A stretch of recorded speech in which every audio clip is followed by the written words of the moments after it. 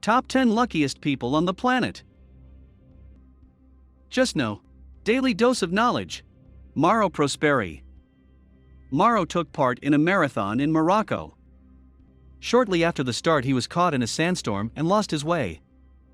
In order to survive, he drank his own urine and ate bats that he found in an abandoned mosque. With no hope of survival, Prosperi tried to commit suicide by cutting his wrists with a pocket knife.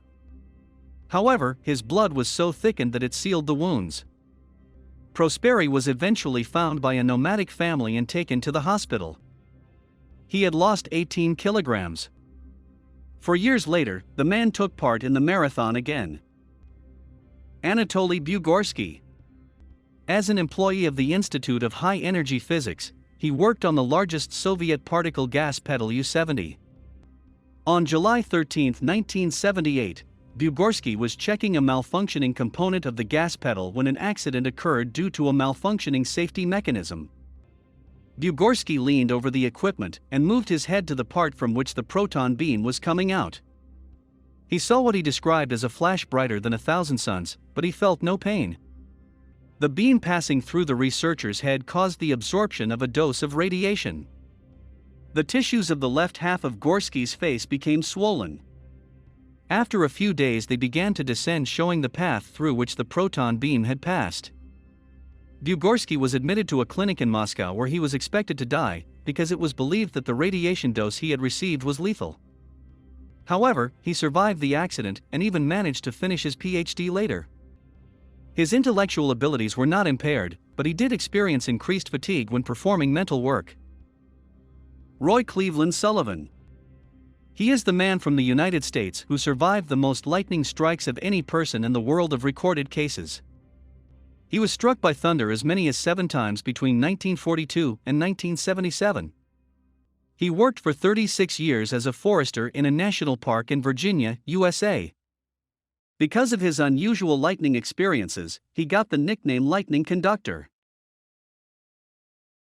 Joe Simpson. British mountaineer and writer. In 1985, Simpson and his partner Simon attempted to summit Sulla Grande in alpine style. During the descent from the summit, Simpson broke his leg and fell into a crevasse of the glacier, and then crawled to the camp alone with superhuman efforts. After this event, he wrote a book which became a world bestseller, and was awarded among others the Boardman Tasker Award. It was also the subject of a movie called Waiting for Joe. Do you like our channel? Leave a subscribe, like and comment. Truman Duncan was a switchman who accidentally fell on the tracks and got hit by an oncoming train. He was dragged by it and his body was cut in half. It seems that no one would have survived such an accident. However, Duncan had the strength to call an ambulance and then wait 45 minutes for paramedics. He also made a phone call to his family. As a result of the accident, Duncan lost both legs and a kidney and lost half of the blood in his body. He also had to undergo 23 surgeries. He is currently working in an office. October 13, 1972. The rugby team from Stella Maris College was flying to Chile for a match. The plane in which they were flying crashed into a hill near the Argentine border. Of the 45 people on board, 12 did not survive the crash, and another 5 died the first night or the next day from their injuries. 1 more of the remaining 27 passengers died on the 8th day. Some had minor injuries, including fractures sustained when the plane crashed. 5 people who were initially reported missing on October 24 were found dead. The survivors had no equipment necessary for being high in the mountains, such as warm clothing or goggles to prevent snow blindness. They also had no medicine, bandages, or food. A search was immediately organized, but the remains of the white plane were practically invisible from a height. After 10 days, the search was abandoned. The survivors found a small radio in the plane, from which they learned that the action was cancelled. The small food supplies they had included a few bars of chocolate and a few bottles of wine. Although they were distributed in very small rations, they were only enough for a short time. There were no plants or animals at the crash site. In this situation, a group of passengers made a collective decision: in order to survive, they must eat the bodies of their dead comrades. Ralston. While hiking in Utah's Blue John Canyon, Aaron had an accident in which a large boulder crushed his right forearm against the canyon wall. Ralston knew no one would help him because he had not told anyone of his hiking plans. Presuming he was going to die, he spent 5 days slowly sipping the remains of the water and trying to get his arm out. When he ran out of water, he started drinking his own urine. He scrawled his name, date of birth, and presumed date of death on the sandstone wall. After 5 days of trying to lift and crush the boulder, a dehydrated Ralston decided to cut off his already so dead hand. He then used the suit's built-in pliers to sever the tendons. After freeing himself, he still had to cover a distance of about 13 kilometers to his car, and to get there he had to rope down a 20-meter steep wall and climb out of the canyon into the hot midday sun.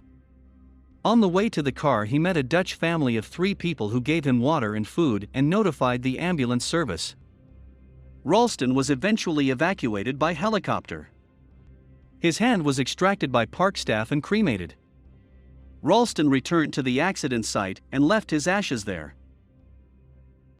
Robert Evans. A 46-year-old homeless man was hit by a car while running across the street. He was taken to the hospital but was not seriously injured and was discharged the same day. When he was returning from the hospital to his camp, another accident happened to him. Robert was hit by a train as he was crossing a bridge over a river. He returned to the same hospital 7 hours after the last accident. Robert was very lucky. He was also not seriously injured. Do you like our channel? Leave a subscribe, like and comment. Vanessa Vulovic. Yugoslavian stewardess of Serbian nationality, who on January 26, 1972 survived a fall from 10,060 meters after a bomb exploded in the plane she was flying. The explosion tore the plane in flight into 2 pieces, but Vulovic was the only survivor among the 28 people on the plane at the time. After the crash, she was paralyzed from the waist down for some time as a result of, among other things, a crushed vertebra. After an operation, she regained her ability to walk. In 1985, she was entered in the Guinness Book of Records for jumping without a parachute from the highest height. Frane Selak. Croatian music teacher who avoided death 7 times. His luck began in 1962. Frane Selak was on a train from Sarajevo to Dubrovnik, where there was a dangerous accident. Part of the carriages fell off the tracks and rolled into the river. 17 people drowned in the icy water. Selak, with a broken arm and bruises, managed to swim to shore. In 1963, a Croatian man was flying on a plane from Zagreb to Rijeka. Suddenly the door fell off and the man was blown outside. The pilot failed to land and the machine crashed, killing 19 targets. Frane Selak woke up in hospital and it turned out that he had landed in a haystack and had no serious injuries. 3 years later, history repeated itself again. The Croatian was riding in a bus that skidded and rolled into a river. Once again, it was not without fatalities. 4 people died. Frane had only a few bruises. In 1970, Selak moved to a car. He probably thought it would be safer that way. Unfortunately, it wasn't. Suddenly the car started to burn. Selak managed to stop the car and get out. Moments later, the fire reached the fuel tank and the car exploded. Not long after the last incident, the Croatian had another car accident. In 1975, Frane was driving a car in the mountains, and a truck came into his lane coming from the opposite direction. The car fell from a height of 100 meters. The driver was not hurt, because he managed to jump out of the car and landed in the bushes, which from the report collapsed the fall. As if that wasn't enough, in 2003 the 74-year-old Croatian bought his first lotto ticket in 40 years and of course won the equivalent of $1 million.